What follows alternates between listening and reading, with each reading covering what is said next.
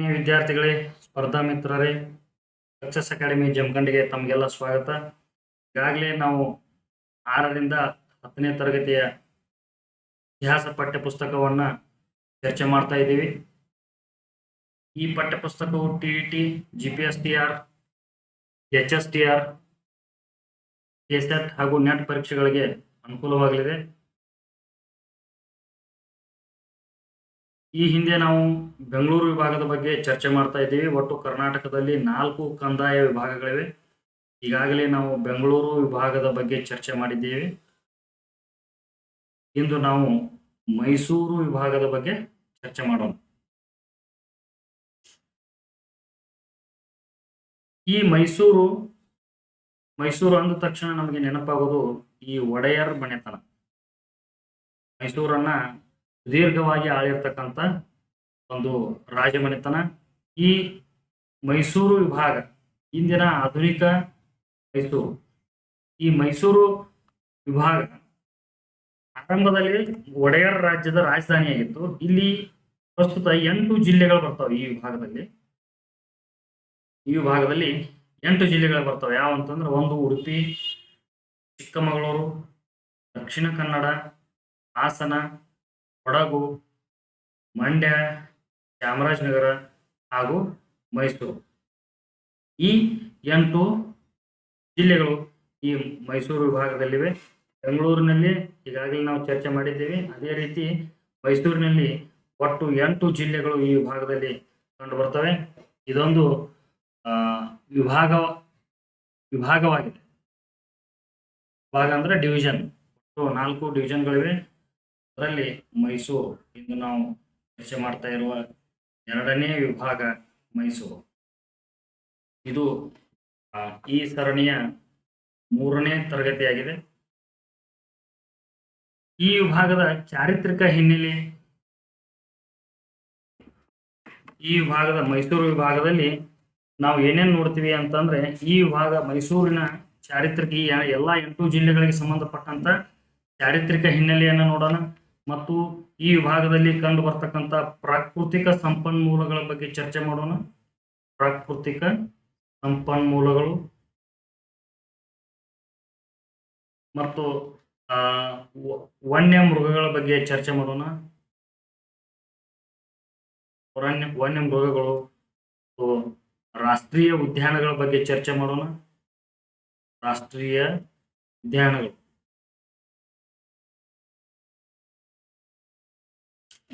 ಅದು ಅಲ್ಲದೆ ಈ ವಿಭಾಗದಲ್ಲಿ ಕಂಡು ಬರುವಂತ ಕೃಷಿ ಮತ್ತು ಉದ್ದಿಮೆಗಳ ಬಗ್ಗೆ ಕೂಡ ನೋಡೋಣ. ಇಷ್ಟು ಈ ಮೈಸೂರು ವಿಭಾಗದ ಬಗ್ಗೆ ಇಂದಿನ ತರಗತಿಯಲ್ಲಿ ನಾವು ಚರ್ಚೆಯನ್ನ ಮಾಡೋಣ. ಮೈಸೂರು ವಿಭಾಗದ ಚಾರಿತ್ರಿಕ ಹಿನ್ನೆಲೆ ಬಗ್ಗೆ ನಾವು ತಿಳ್ಕೊಬೇಕಾಗಿದ್ರೆ, ಮೊದಲು ನಾವು ಮೈಸೂರು ಅಂದ ತಕ್ಷಣ ನಮಗೆ ಒಡೆಯರ್ ನೆನಪಾಗ್ತಾರ. ಆದ್ರ ಮೈಸೂರಿನ ಇತಿಹಾಸ ಪ್ರಾರಂಭವಾಗುವುದು ಗಂಗರ ಕಾಲದಿಂದ. ಗಂಗರ ರಾಜಧಾನಿ ಯಾವುದು? ತಲಕಾಡು ಗಂಗರ ರಾಜಧಾನಿಯಾಗಿತ್ತು. ಈ ಗಂಗರಿಂದ ಈ ಮೈಸೂರು ವಿಭಾಗದ ಇತಿಹಾಸ ಪ್ರಾರಂಭವಾಗ್ತದೆ. ಈ ವಿಭಾಗದಲ್ಲಿ ಗಂಗರ ನಂತರ ಚೋಳರು, ಹೊಯ್ಸಳರು ಹಾಗೂ ವಿಜಯನಗರದ ಅರಸರು ಕೂಡ ಮೈಸೂರು ಪ್ರದೇಶದಲ್ಲಿ ಆಳ್ವಿಕೆಯನ್ನ ಮಾಡಿರ್ತಾರೆ. ಕೆಸೆಟ್ ಪರೀಕ್ಷೆಯಲ್ಲಿ ಈ ಮೈಸೂರು ವಿಭಾಗದಲ್ಲಿ ಈ ರಾಜಮನೆತನಗಳ ಸರಿಯಾದ ಕಾಲಾನುಕ್ರಮಣಿಕೆಯನ್ನ ಕೇಳ್ತಿರ್ತಾರೆ. ಅದಕ್ಕೆ ನಾವು ನೆನ್ಪಿಟ್ಕೋಬೇಕು. ಮೊದಲು ಗಂಗರ ಆಳಿದ್ರು, ನಂತರ ಚೇಳರು ಆಳಿದ್ರು, ತದನಂತರ ಹೊಯ್ಸಳರು, ತದನಂತರ ವಿಜಯನಗರದ ಅರಸರು ಈ ಮೈಸೂರು ವಿಭಾಗದಲ್ಲಿ ಆಳ್ವಿಕೆಯನ್ನ ಮಾಡಿದರು. ಮೈಸೂರು ಇದು ಬಹಳ ಶತಮಾನಗಳ ಕಾಲ ಒಡೆಯರ್ರವರ ಆಳ್ವಿಕೆಯಲ್ಲಿತ್ತು, ಒಡೆಯರ್ ಮನೆತನದವರ ಆಳ್ವಿಕೆಯಲ್ಲಿತ್ತು. ತದನಂತರ 1761ರಿಂದ 1799ರವರೆಗೆ ಈ ಹೈದರಾಲಿ ಮತ್ತು ಅವರ ಮಗ ಟಿಪ್ಪು ಸುಲ್ತಾನ್ಗಳ ವಶದಲ್ಲಿ ಬರ್ತದ. ತದನಂತರ 1831ರಿಂದ 1881ರವರೆಗೆ ಬ್ರಿಟಿಷರ ಆಳ್ವಿಕೆಗೆ ಒಳಪಡ್ತದೆ. ಅದರ ಬಗ್ಗೆ ಮುಂದೆ ನೋಡೋಣ. ಈಗ ಈ ಇಶ್ವಿಯನ್ನ ನೆನ್ಪಿಟ್ಕೋಬೇಕು. 1761ರಿಂದ 1799ರವರೆಗೆ ಮೈಸೂರು ಈ ಹೈದರ್ ಅಲಿ ಮತ್ತು ಅವರ ಮಗ ಟಿಪ್ಪು ಸುಲ್ತಾನರ ವಶದಲ್ಲಿತ್ತು. ಆಮೇಲೆ ಈ ಪೌರಾಣಿಕವಾಗಿಯೂ ಕೂಡ ಮೈಸೂರು ಪ್ರಸಿದ್ಧಿಯಾಗಿತ್ತು. ಇದಕ್ಕೆ ಪೌರಾಣಿಕ ಕಾಲದಲ್ಲಿ ಮಹಿಷನಾಡು ಅಂತ ಕರಿತಾ ಇದ್ರು. ಪುರಾಣ ಕಥೆಯ ಪ್ರಕಾರ ದೇವಿ ಪಾರ್ವತಿಯು ಚಾಮುಂಡೇಶ್ವರಿ ರೂಪ ಧರಿಸಿ ರಾಕ್ಷಸನಾಗಿದ್ದ ಮಹಿಷಾಸುರನನ್ನ ಸಂಹಾರ ಮಾಡಿದ್ದಕ್ಕಾಗಿ ಈ ಸ್ಥಳಕ್ಕೆ ಏನಂತ ಕರೀತಾರಪ್ಪ ಅಂತಂದ್ರ, ಮಹಿಷಾಸುರನನ್ನ ಸಂಹಾರ ಮಾಡಿದ್ದಕ್ಕೆ ಈ ಪ್ರದೇಶಕ್ಕೆ ಮುಂದೆ ಮೈಸೂರು ಅಂತ ಹೆಸರು ಬಂತು. ಇದು ಪೌರಾಣಿಕವಾಗಿ ಮೈಸೂರು ಎಂಬ ಹೆಸರು ಹೇಗೆ ಬಂತು ಅಂತಕ್ಕಂಥ ವಿಚಾರ. ಮಹಿಷಾಸುರನನ್ನ ಮುಂಡೇಶ್ವರಿ ಸಂಹಾರ ಮಾಡಿದ್ದಕ್ಕೆ ಈ ಪ್ರದೇಶಕ್ಕೆ ಮೈಸೂರು ಎಂಬ ಹೆಸರು ಬಂತು. ಯದುರಾಯ ಅನ್ನುವರು ಒಡೆಯರ್ ಮನೆತನದ ಮೊದಲ ಅರಸು. ಒಡೆಯರ್ ಮನೆತನದ ಮೊದಲ ಅರಸು ಯಾರು ಅಂತಂದ್ರೆ ಯದುರಾಯ. ಚಿಕ್ಕದೇವರಾಜ ಒಡೆಯರ್. ಈ ಚಿಕ್ಕದೇವರಾಜ ಒಡೆಯರ್ ಈ ಮೈಸೂರಿನ ಇತಿಹಾಸದಲ್ಲಿ ಬರುವಂತ ಒಬ್ಬ ಪ್ರಮುಖ ಅರಸ. ಇವರು 1673ರಿಂದ 1704ರವರೆಗೆ ಮೈಸೂರನ್ನ ಆಳ್ವಿಕೆ ಮಾಡ್ತಾರೆ. ಬಗ್ಗೆ ಮುಂದೆ ಮೈಸೂರಿನ ಒಡೆಯರ ಇತಿಹಾಸವನ್ನ ಚರ್ಚೆ ಮಾಡುವ ಸಂದರ್ಭದಲ್ಲಿ ದೀರ್ಘವಾಗಿ ಚರ್ಚೆ ಮಾಡೋಣ. ಈ ಯದುರಾಯನ ನಂತರದ ಅರಸರಲ್ಲಿ ಚಿಕ್ಕದೇವರಾಜ ಒಡೆಯರ್ ಬರ್ತಾರ. ಈ ಚಿಕ್ಕದೇವರಾಜ ಒಡೆಯರ್ 1673ರಿಂದ 1704ರವರೆಗೆ ಆಡಳಿತವನ್ನು ಮಾಡ್ತಾರ. ಇವ್ರದ್ದು ವಿಶೇಷತೆ ಏನಪ್ಪಾ ಅಂತಂದ್ರೆ, ಇವರು ಮೂಲಭೂತ ಸೌಲಭ್ಯಗಳ ಕುರಿತು ಬಹಳಷ್ಟು ಅಭಿವೃದ್ಧಿ ಪಡಿಸ್ತಾರೆ. ಇವರು ಚಿಕ್ಕದೇವರಾಜ ಒಡೆಯರ್ ಮೂಲಭೂತ ಸೌಲಭ್ಯಗಳನ್ನ ಅಭಿವೃದ್ಧಿ ಪಡಿಸ್ತಾರೆ. ಮೂಲಭೂತ ಸೌಲಭ್ಯಗಳು ಅಂತಂದ್ರೆ ಆಗಿನ ಕಾಲದಲ್ಲಿ ನೀರಾವರಿ ಪ್ರಮುಖವಾದದ್ದು. ಇದು ಮೂಲಭೂತ ಸೌಲಭ್ಯ. ಆವಾಗಿನ ಕಾಲದಲ್ಲಿ ಈ ನೀರಾವರಿ ವಿಚಾರವಾಗಿ ಸಾಕಷ್ಟು ಅಭಿವೃದ್ಧಿಯನ್ನು ಮಾಡ್ತಾರೆ ಚಿಕ್ಕದೇವರಾಜ ಒಡೆಯರ್. ಅವ್ರ ಬಗ್ಗೆ ಮುಂದಿನ ತರಗತಿಯಲ್ಲಿ ಮೈಸೂರು ಒಡೆಯರ ಕುರಿತು ಪ್ರತ್ಯೇಕವಾಗಿ ಅಧ್ಯಯನ ಮಾಡುವಾಗ ನಾವು ಸಂಪೂರ್ಣವಾಗಿ ತಿಳಿದುಕೊಳ್ಳೋಣ.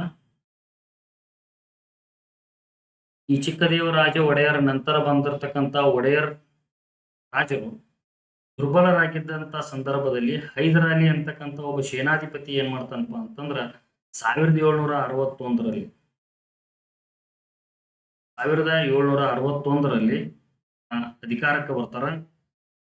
ಈ 1761ರಿಂದ 1782ರವರೆಗೆ ಈ ಹೈದರ್ ಅಲಿ ಆಳ್ವಿಕೆಯನ್ನ ಮಾಡ್ತಾರ ಮೈಸೂರು. 1782ರಿಂದ 1799ರವರೆಗೆ ಟಿಪ್ಪು ಸುಲ್ತಾನ್ ಹೈದರ್ ಅಲಿಯ ಮಗನಾದ ಟಿಪ್ಪು ಸುಲ್ತಾನ್ ಆಡಳಿತವನ್ನ ಮಾಡ್ತಾರೆ. ನಾನು ಆಗ್ಲೇ ಹೇಳಿದ್ದೇನೆ, 1761ರಿಂದ 1799ರವರೆಗೆ ಇಲ್ಲಿ 4ನೇ ಆಂಗ್ಲೋ ಮೈಸೂರು ಯುದ್ಧ ಸಂಭವಿಸ್ತೈತಿ. ಅವಾಗ ಲಾರ್ಡ್ ವೆಲ್ಲೆಸ್ಲಿ ಮಾಡ್ತಾರಪ್ಪ ಅಂತಂದ್ರೆ ಟಿಪ್ಪು ಸುಲ್ತಾನನನ್ನು ಕೊಂದು ಅವರ ಆಳ್ವಿಕೆಯನ್ನ ಅಂತ್ಯಗೊಳಿಸ್ತಾರ. ಇಲ್ಲಿ ಮತ್ತೆ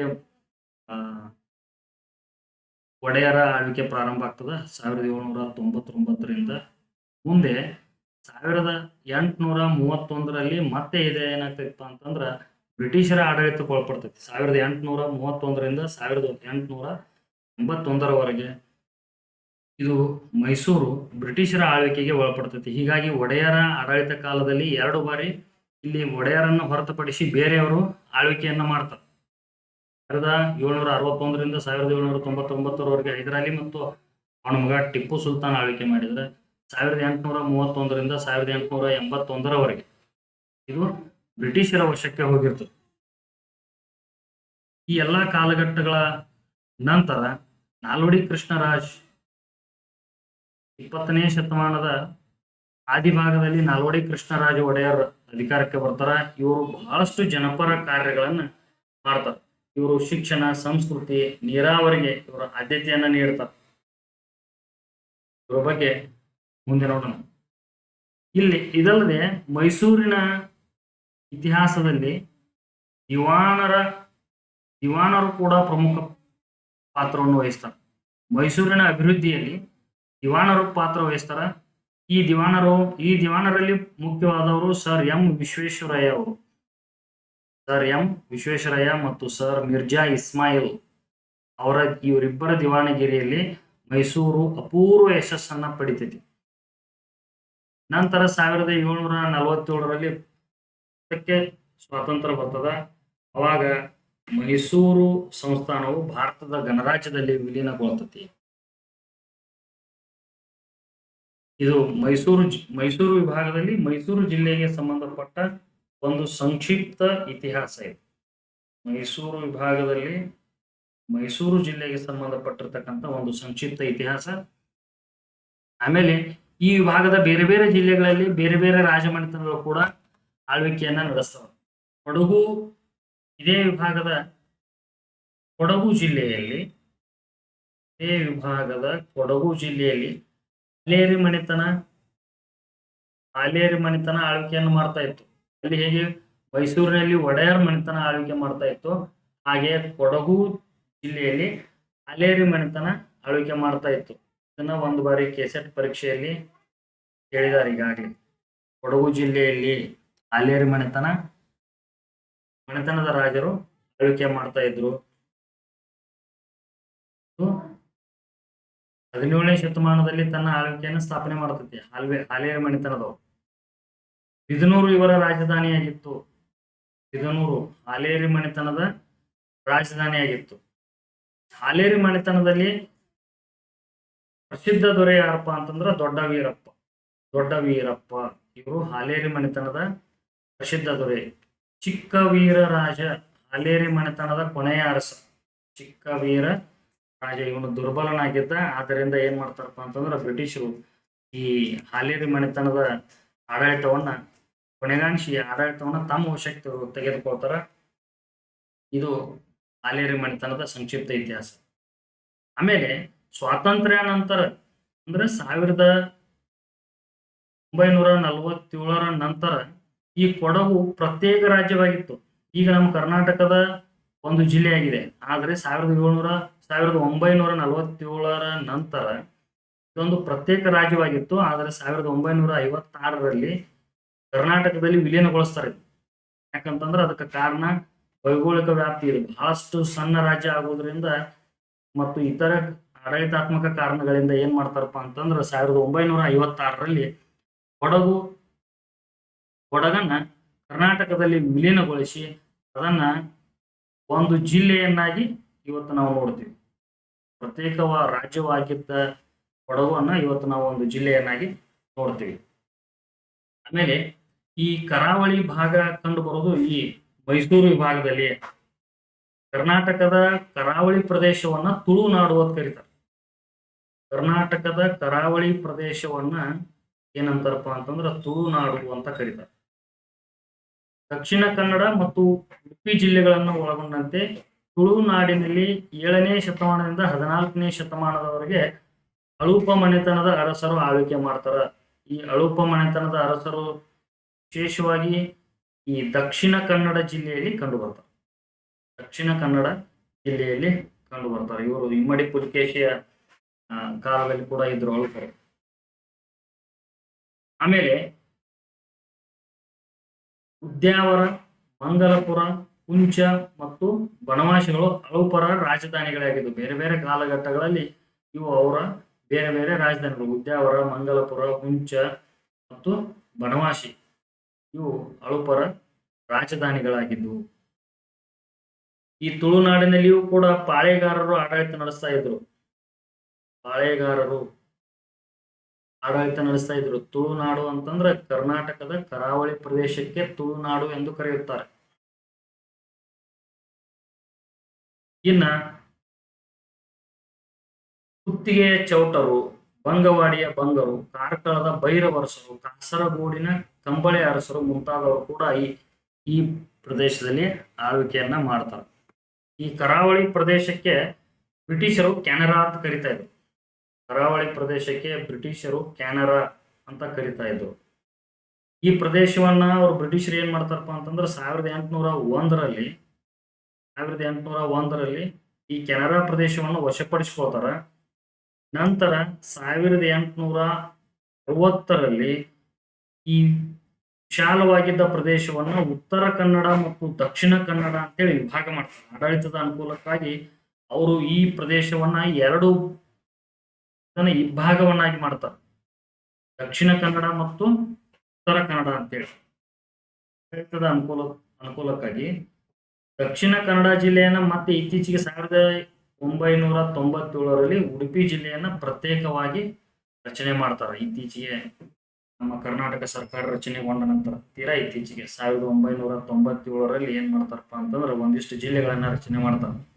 ಇದೇ ಸಂದರ್ಭ ಈ ಉಡುಪಿ ರಚನೆಯಾದ ಸಂದರ್ಭದಲ್ಲೇ ಬಾಗಲಕೋಟೆ, ಚಾಮರಾಜನಗರ, ಗದಗ, ಹಾವೇರಿ ಇತ್ಯಾದಿ ಜಿಲ್ಲೆಗಳು ಏನಾಗ್ತಾವಪ್ಪ ಅಂತಂದ್ರೆ 1997ರಲ್ಲಿ ರಚನೆ ಆಗ್ತಾವ.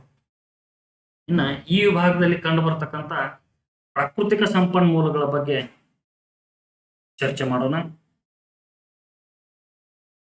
ಈ ಮೈಸೂರು ವಿಭಾಗ ಅಂದ ತಕ್ಷಣ ನಮಗೆ ಉಡುಪಿ ಮತ್ತು ದಕ್ಷಿಣ ಕನ್ನಡ ಜಿಲ್ಲೆಗಳಲ್ಲಿ ಇವು ಕರಾವಳಿ ಪ್ರದೇಶಗಳು. ಉಡುಪಿ ಮತ್ತು ದಕ್ಷಿಣ ಕನ್ನಡ ಜಿಲ್ಲೆಗಳಿವೆ ಏನಪ್ಪಾ ಅಂತಂದ್ರೆ ಇವು ಕರಾವಳಿ ಪ್ರದೇಶಗಳು. ಈ ಕರಾವಳಿ ಪ್ರದೇಶಗಳಲ್ಲಿ ಪರ್ವತ ಶ್ರೇಣಿ, ದಟ್ಟ ಕಾಡುಗಳು, ಕರಾವಳಿ ಪ್ರದೇಶಗಳು ಇತ್ಯಾದಿಗಳ ಇಲ್ಲಿ ಅದಾವ. ಆಮೇಲೆ ಇಲ್ಲಿ ವಾಯುಗುಣ ಏನಾಗಿರ್ತಪ್ಪ ಅಂತಂದ್ರೆ ಉಷ್ಣದಿಂದ ಕೂಡಿರ್ತದೆ, ಉಷ್ಣವಲಯ. ಎಲ್ಲಾ ವಿಭಾಗದಲ್ಲಿ ಒಂದೇ ರೀತಿಯಾದಂತಹ ವಾತಾವರಣ ಇರೋದಿಲ್ಲ. ಕೆಲವೊಂದು ಕಡೆ ಮಳೆ ಜಾಸ್ತಿ ಆದ್ರೆ ಕೆಲವೊಂದು ಕಡೆ ಮಳೆ ಕಡಿಮೆ ಆಗ್ತದೆ. ಕೆಲವೊಂದು ಜಿಲ್ಲೆಗಳಲ್ಲಿ ಈಗ ಮಂಡ್ಯದಲ್ಲಿ ಮಳೆ ಕಡಿಮೆ ಅಂತಂದ್ರ ಉಡುಪಿಯಲ್ಲಿ ಮಳೆ ಜಾಸ್ತಿ ಆಗ್ತದೆ. ಇದೇ ವಿಭಾಗದಲ್ಲಿ ಉಡುಪಿ ಅತಿ ಹೆಚ್ಚು ಮಳೆಯನ್ನ ಪಡೆದ್ರ ಮಂಡ್ಯ ಜಿಲ್ಲೆ ಅತಿ ಕಡಿಮೆ ಮಳೆಯನ್ನ ಪಡಿತದ. ಅಂದ್ರೆ ಒಂದೇ ವಿಭಾಗದಲ್ಲಿ ಒಂದೇ ರೀತಿಯ ಹವಾಮಾನ ಇರುವುದಿಲ್ಲ, ಹವಾಮಾನ ಬದಲಾವಣೆ ಆಗಿರ್ತದ. ಆಮೇಲೆ ಇಲ್ಲಿ ಪರ್ವತಗಳು, ಅರಣ್ಯಗಳು ಕೂಡ ವಿಭಿನ್ನತೆಯಿಂದ ಕೂಡಿದೆ. ಒಂದೇ ಜಿಲ್ಲೆ, ಎಲ್ಲಾ ಜಿಲ್ಲೆಗಳಲ್ಲಿ ಒಂದೇ ರೀತಿಯ ಅರಣ್ಯ ಅಥವಾ ಪರ್ವತಗಳು ಕಂಡು ಬರುವುದು. ಈ ವಿಭಾಗದಲ್ಲಿ ರಾಗಿ ಮತ್ತು ಭತ್ತವನ್ನ ಜಾಸ್ತಿ ಬೆಳೀತಾರೆ. ಈ ಮೈಸೂರು ವಿಭಾಗದಲ್ಲಿ ರಾಗಿ ಮತ್ತು ಭತ್ತಗಳನ್ನ ಜಾಸ್ತಿ ಬೆಳೀತಾರ. ಅದು ಅಲ್ಲದ ಈ ವಿಭಾಗದಲ್ಲಿ ಕಾಫಿಯನ್ನ ಬೆಳೀತಾರೆ, ಕಬ್ಬು ಬೆಳೀತಾರೆ. ಮಂಡ್ಯ ಕಬ್ಬಿನ ನಾಡು, ಸಕ್ಕರೆ ನಾಡು ಅಂತ ಕರೀತಾರೆ ಮಂಡ್ಯ ಜಿಲ್ಲೆಗೆ. ಅಲ್ಲದೆ ಇಲ್ಲಿ ತಂಬಾಕು ಬೆಳೀತಾರ, ಅಡಕೆ, ಏಲಕ್ಕಿ, ಕಿತ್ತಳೆ ಹಣ್ಣು, ಪೈನಾಪಲ್, ಗೋಡಂಬಿ ಮುಂತಾದ ಈ ವಾಣಿಜ್ಯ ಬೆಳೆಗಳನ್ನ ಈ ವಿಭಾಗದಲ್ಲಿ ಬೆಳೀತಾರೆ. ಭಾರತದಲ್ಲಿ ಕಾಫಿಯನ್ನು ಮೊದಲು ಚಿಕ್ಕಮಗಳೂರಿನಲ್ಲಿ ಬೆಳೆಯಲಾಯಿತು. ಈ ಭಾರತದಲ್ಲೇ ಕಾಫಿಯನ್ನ ಮೊದಲ ಬಾರಿಗೆ ಈ ಚಿಕ್ಕಮಗಳೂರಿನಲ್ಲಿ ಬೆಳೀತಾರೆ. ಚಿಕ್ಕಮಗಳೂರು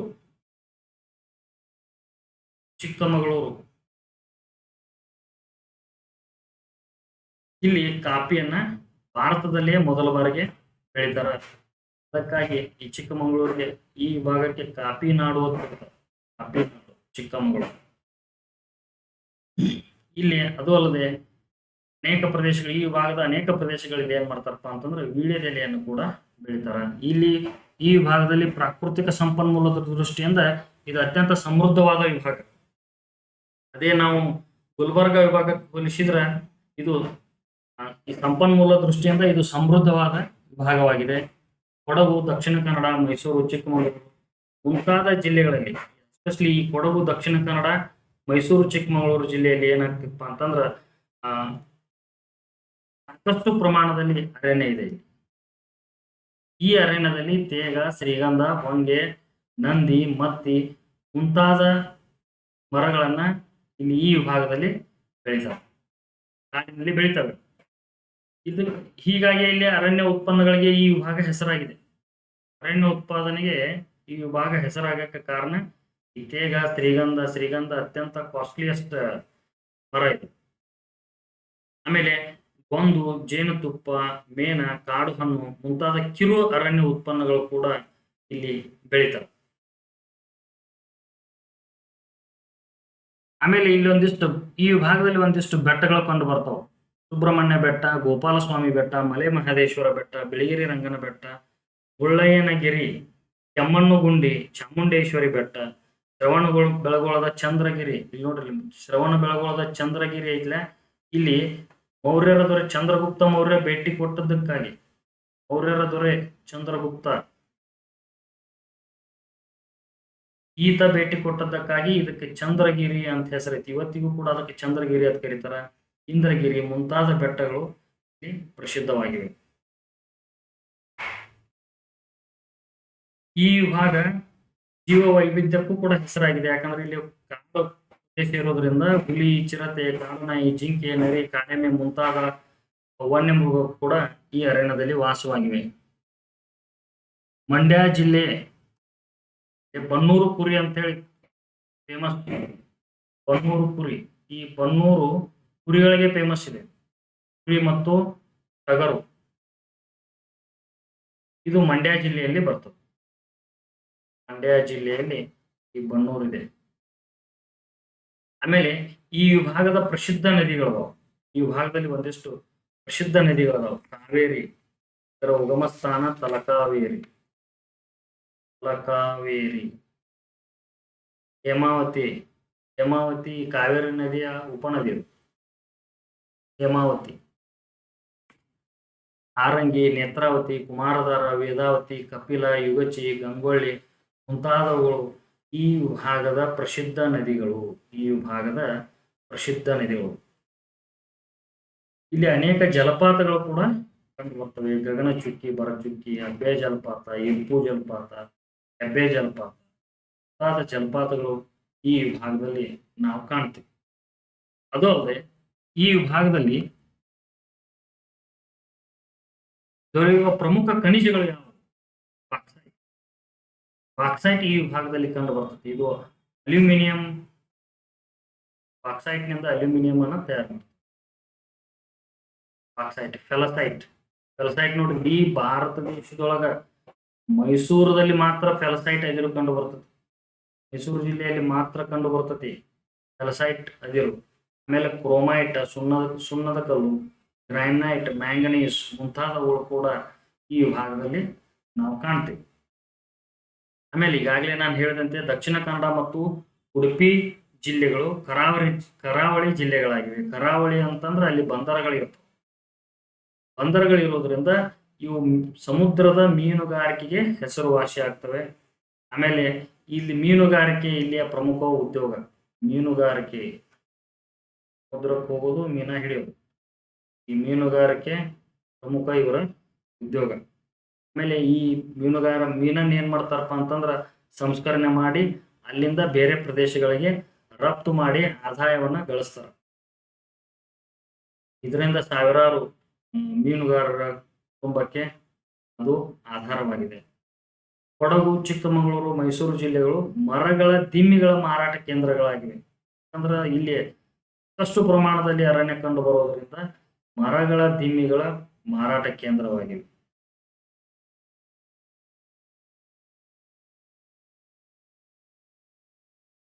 ಇನ್ನು ಈ ವಿಭಾಗದಲ್ಲಿ ಕಂಡು ಬರ್ತಕ್ಕಂಥ ರಾಷ್ಟ್ರೀಯ ಉದ್ಯಾನಗಳ ಬಗ್ಗೆ ನೋಡೋಣ. ವನ್ಯ ಅರಣ್ಯಗಳು, ವನ್ಯಮೃಗಗಳು ಮತ್ತು ರಾಷ್ಟ್ರೀಯ ಉದ್ಯಾನಗಳ ಬಗ್ಗೆ ಬಂಡೀಪುರ, ನಾಗರಹೊಳೆ, ಮಲೆ ಮಹದೇಶ್ವರ ಬೆಟ್ಟ, ಪುಷ್ಪಗಿರಿ ಮುಂತಾದವು ಪ್ರಸಿದ್ಧ ಅರಣ್ಯಗಳಾಗಿವೆ. ಇಲ್ಲಿ ಒಂದಿಷ್ಟ ಈ ವಿಭಾಗದಲ್ಲಿ ಬುಡಕಟ್ಟು ಜನಾಂಗಗಳು ಕಂಡು ಬರ್ತವೆ. ಈ ವಿಭಾಗದಲ್ಲಿ ಬುಡಕಟ್ಟು ಜನಾಂಗಗಳು ಕಂಡು ಬರ್ತವ. ಆ ಬುಡಕಟ್ಟು ಜನಾಂಗಗಳು ಬಹಳ ಇಂಪಾರ್ಟೆಂಟ್. ಇವುಗಳನ್ನು ಹೊಂದಿಸಿ ಬರೆಯಲಿ ಕೇಳಬಹುದು, ಅಥವಾ ಯಾವ ಬುಡಕಟ್ಟು ಜನಾಂಗ ಯಾವ ಜಿಲ್ಲೆಯಲ್ಲಿ ಕಂಡು ಬರ್ತದೆ ಅಂತನೂ ಕೇಳಬಹುದು. ಈ ವಿಭಾಗದಲ್ಲಿ ಜೇನು ಕುರುಬರು ಜಾಸ್ತಿ ಕಂಡು ಬರ್ತದೆ. ಜೇನು ಕುರುಬರು ಇವರ ಸಂಖ್ಯೆ ಜಾಸ್ತಿ ಇದೆ. ಆಮೇಲೆ ಈ ಜೇನು ಕುರುಬರು ಎಲ್ಲಿ ಕಂಡು ಬರ್ತಾರಪ್ಪ ಅಂತಂದ್ರೆ ಮೈಸೂರು ಮತ್ತು ಚಾಮರಾಜನಗರ ಜಿಲ್ಲೆಗಳಲ್ಲಿ ಕಂಡು ಬರ್ತಾರೆ. ಆಮೇಲೆ ದಕ್ಷಿಣ ಕನ್ನಡ ಮತ್ತು ಮೈಸೂರು ಮತ್ತು ಚಾಮರಾಜನಗರ ಜಿಲ್ಲೆಯಲ್ಲಿ ಜೇನು ಕುರುಬರು ಕಂಡು ಬಂದ್ರ, ದಕ್ಷಿಣ ಕನ್ನಡ ಮತ್ತು ಉಡುಪಿ ಜಿಲ್ಲೆಯಲ್ಲಿ ಕೊರಗ ಬುಡಕಟ್ಟದವರು ಕಂಡು ಬರ್ತಾರೆ. ಈ ಕೊರಗ ಬುಡಕಟ್ಟು ದಕ್ಷಿಣ ಕನ್ನಡ ಮತ್ತು ಉಡುಪಿ ಜಿಲ್ಲೆಯಲ್ಲಿ ಈ ಕೊರಗ ಬುಡಕಟ್ಟಿನ ಸಮುದಾಯದವರು ಕಂಡು ಬರ್ತಾರೆ. ಆಮೇಲೆ ಕೊಡಗುದಲ್ಲಿ ಕಂಡುಬರುವ ಬುಡಕಟ್ಟು ಯಾರಪ್ಪ ಅಂತಂದ್ರೆ ಮಲೆಕುಡಿಯರು ಇವರು ಕೊಡಗು ಜಿಲ್ಲೆಯಲ್ಲಿ ಕಂಡು ಬರ್ತಕ್ಕಂಥ ಬುಡಕಟ್ಟು ಜನ. ಇವರು ದಕ್ಷಿಣ ಕನ್ನಡ ಜಿಲ್ಲೆಯಲ್ಲಿಯೂ ಕಂಡು ಬರ್ತಾರೆ, ಆದ್ರೆ ಕೊಡಗು ಜಿಲ್ಲೆಯಲ್ಲಿ ಸ್ವಲ್ಪ ಜಾಸ್ತಿ ಕಂಡು ಬರ್ತಾರೆ. ಆಮೇಲೆ ಎಲ್ಲದಕ್ಕಿಂತ ಇಂಪಾರ್ಟೆಂಟ್ ನೋಡ್ರಿ, ಚಾಮರಾಜನಗರ ಜಿಲ್ಲೆಯಲ್ಲಿ ಸೋಲಿಗಾಸ್. ಈ ಸೋಲಿಗಾಸ್ ಎಲ್ಲಿ ಕಂಡು ಬರ್ತಾರಪ್ಪ ಅಂತಂದ್ರೆ ಈ ಚಾಮರಾಜನಗರ ಜಿಲ್ಲೆಯಲ್ಲಿ ಕಂಡು ಬರ್ತಾರೆ. ಆಮೇಲೆ ಇವರಲ್ಲದೆ ಎರವರು, ಹಕ್ಕಿಪಿಕ್ಕಿಗಳು, ಹಲಸರು, ಮೇದಾರರು ಮುಂತಾದ ಬುಡಕಟ್ಟು ಜನಾಂಗಗಳು ಈ ವಿಭಾಗದಲ್ಲಿ ಕಂಡು ಬರ್ತಾರೆ. ಆಮೇಲೆ ರಾಜ್ಯದಲ್ಲಿ 5 ಹುಲಿ ಸಂರಕ್ಷಣಾ ವನ್ಯಮೃಗಧಾಮಗಳಲ್ಲಿ 3 ಎಲ್ಲಿ ಕಂಡು ಬರ್ತವಪ್ಪ ಅಂತಂದ್ರ ಈ ಮೈಸೂರು ಜಿಲ್ಲೆಯಲ್ಲೇ ಕಂಡು ಬರ್ತವೆ. ರಾಜ್ಯದಲ್ಲಿ 5 ಹುಲಿ ಸಂರಕ್ಷಣಾ ಮೃಗಧಾಮಗಳದಾವ. ಅದರಲ್ಲಿ 3 ಎಲ್ಲಿ ಕಂಡು ಬರ್ತಾವ ಅಂತಂದ್ರೆ ಈ ಮೈಸೂರು ವಿಭಾಗದಲ್ಲಿ ಕಂಡು ಬರ್ತಾವ. ಬಂಡೀಪುರ, ನಾಗರಹೊಳೆ, ಭದ್ರಾ. ಈ ಹುಲಿ ಸಂರಕ್ಷಣಾ ಮೀಸಲು ಪ್ರದೇಶಗಳು. ಯಾಕಂತಂದ್ರ ಇಲ್ಲಿ ಅವನ್ನ ಸಂರಕ್ಷಣಾ ಮೀಸಲು ಪ್ರದೇಶಗಳು, ರಿಸರ್ವ್ಡ್ ಫಾರೆಸ್ಟ್ ಇದನ್ನ ಹುಲಿ ಸಂತತಿಯನ್ನ ಬೆಳೆಸುವ ಸಲುವಾಗಿ ಅವುಗಳಿಗೆ ರಿಸರ್ವ್ ಮಾಡಿರ್ತಾರೆ ಈ ಪ್ರದೇಶವನ್ನು. ಯಾವಪ್ಪ ಅಂತಂದ್ರೆ ಬಂಡೀಪುರ, ನಾಗರಹೊಳೆ ಮತ್ತು ಭದ್ರಾ.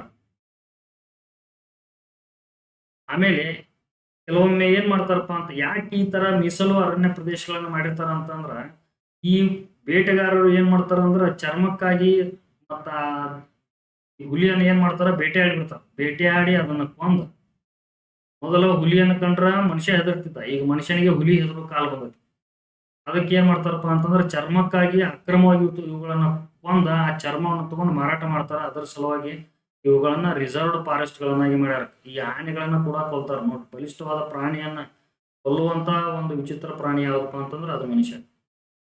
ಈ ಆನೆಯನ್ನ ದಂತಕ್ಕಾಗಿ ಕೊಂದು ಏನ್ ಮಾಡ್ತಾರಪ್ಪ ಅಂತಂದ್ರ ಆ ದಂತವನ್ನ ಮಾರಾಟ ಮಾಡಿ ಆದಾಯವನ್ನು ಪಡೆಯುವಂತ ವಿಚಿತ್ರ ಜನ ಅದರ ಸಲುವಾಗಿ ಏನ್ ಮಾಡ್ತಾರಪ್ಪ ಅಂತಂದ್ರೆ ಇವುಗಳನ್ನ ರಿಸರ್ವ್ಡ್ ಫಾರೆಸ್ಟ್ ನಲ್ಲಿ ಸೇಫ್ ಆಗಿ ಸಂರಕ್ಷಣೆ ಮಾಡ್ತಾರೆ.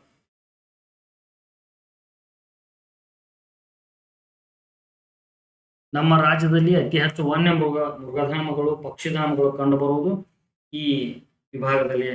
ನಮ್ಮಲ್ಲಿ ಇಲ್ಲಿ ಪಕ್ಷಿಧಾಮಗಳು ಯಾವಪ್ಪ ಅಂತಂದ್ರ ರಂಗನತಿಟ್ಟು ಪಕ್ಷಿಧಾಮ, ಬಿಡವಿ ಪಕ್ಷಿಧಾಮ, ಕೊಕ್ಕರೆಬೆಳ್ಳೂರು ಪಕ್ಷಿಧಾಮಗಳು ಈ ಮೈಸೂರು ವಿಭಾಗದಲ್ಲಿ ಕಂಡು ಬರ್ತಾವೆ. ಆಮೇಲೆ ವನ್ಯಮೃಗಧಾಮಗಳು ಯಾವುವು ಅಂತಂದ್ರ ಮೇಲುಕೋಟೆ ವನ್ಯಮೃಗಧಾಮ, ಕಾವೇರಿ ವನ್ಯಮೃಗಧಾಮ, ಮಲೆ ಮಹದೇಶ್ವರ ವನ್ಯಮೃಗಧಾಮ, ಪುಷ್ಪಗಿರಿ ವನ್ಯಮೃಗಧಾಮ. ಇವೆಲ್ಲ ಮೈಸೂರು ವಿಭಾಗದಲ್ಲಿ ಕಂಡು ಬರ್ತಕ್ಕಂಥ ವನ್ಯಮೃಗಧಾಮಗಳು. ಇದು ಬಹಳ ಇಂಪಾರ್ಟೆಂಟ್ ಅಂತಂದ್ರ ಮೈಸೂರು ಜಿಲ್ಲೆಯಲ್ಲಿರುವಂತಹ ರಾಜೀವ್ ಗಾಂಧಿ ನಾಗರಹೊಳೆ ರಾಷ್ಟ್ರೀಯ ಉದ್ಯಾನವನ, ರಾಜೀವ್ ಗಾಂಧಿ ನ್ಯಾಷನಲ್ ಪಾರ್ಕ್ ಎಲ್ಲಿ ಕಂಡು ಬರ್ತಪ್ಪ ಅಂತಂದ್ರೆ ಅದು ಮೈಸೂರಿನಲ್ಲಿ ಕಂಡು ಬರ್ತದೆ. ಇದನ್ನ ಕೆಸೆಟ್ ಜನರಲ್ ಪೇಪರ್ ನಲ್ಲಿ ಕೇಳ್ತಿರ್ತಾರೆ ಈ ಪರೀಕ್ಷೆಯನ್ನು. ಇಂಥ ಪ್ರಶ್ನೆಗಳನ್ನ ಎಲ್ಲಿ ಕೇಳ್ತಾರಪ್ಪ ಅಂತಂದ್ರ ಕೆಸೆಟ್ ಜನರಲ್ ಪೇಪರ್ದಾಗ ಕೇಳ್ತಾರೆ.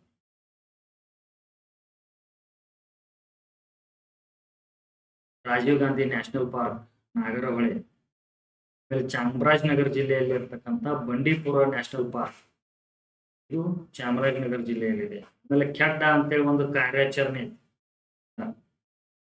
ಇದು ಈ ಕೆಡ್ಡ ಕಾರ್ಯಾಚರಣೆ ಮುಖಾಂತರ ಏನ್ ಮಾಡ್ತಾರಪ್ಪ ಅಂತಂದ್ರೆ ಕಾಡಾನೆಗಳನ್ನ ಇಲ್ಲಿ ಪಳಗಿಸ್ತಾರೆ. ಕೆಡ್ಡ ಕಾರ್ಯಾಚರಣೆ ಮುಖಾಂತರ ಕಾಡಾನೆಗಳನ್ನ ಇಲ್ಲಿ ಪಳಗಿಸಲಾಗ್ತದೆ. ಮುಂದಿನ ಚರ್ಚೆಯನ್ನ ಮುಂದಿನ ತರಗತಿಯಲ್ಲಿ ಈ ತರಗತಿಯು ಟಿಇಟಿ ಪರೀಕ್ಷೆ ಬರೆಯುವವರಿಗೆ GPSTR, HSTR, ಕೆಸೆಟ್,